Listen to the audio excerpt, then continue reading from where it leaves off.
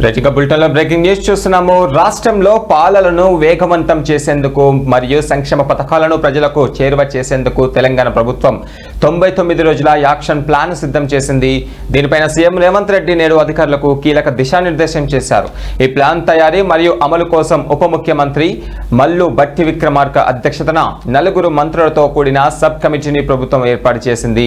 ప్రభుత్వ ప్రాధాన్యత కార్యక్రమాలను వేగవంతం చేయడం, అలాగే వేగంగా అమలు చేయడం, పెండింగ్ లో ఉన్న పనులను పూర్తిగా చేయడం మరియు పారదర్శకమైన పాలనను అందించడంపై నేడు సచివాలయంలో అన్ని శాఖల కార్యదర్శులతో సీఎం సమీక్ష సమావేశం నిర్వహించబోతున్నారు.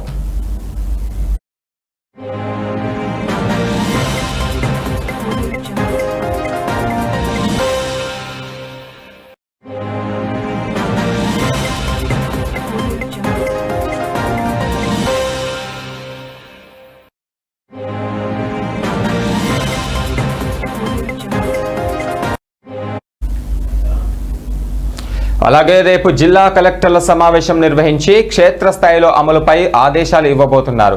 పనులు కేవలం ఫైళ్లకే పరిమితం కాకుండా క్షేత్రస్థాయిలో మార్పు కనిపించాలని అధికారులను సీఎం ఆదేశించారు. పూర్తయిన ప్రభుత్వ భవనాలను ప్రారంభోత్సవానికి సిద్ధం చేయాలని సూచించారు. ఇక గ్రామీణాభివృద్ధి, మున్సిపల్, ఆరోగ్యం, విద్య, వ్యవసాయం మరియు గృహ నిర్మాణం వంటి శాఖలకు అధిక ప్రాధాన్యత ఇచ్చారు. పాఠశాలలో ఏఐ విద్యను ప్రవేశపెట్టడం మరియు విద్యార్థులకు అల్పాహారంతో పాటు పాలు పంపిణీ చేయడంపై దృష్టి సారించాలని ఆదేశించారు.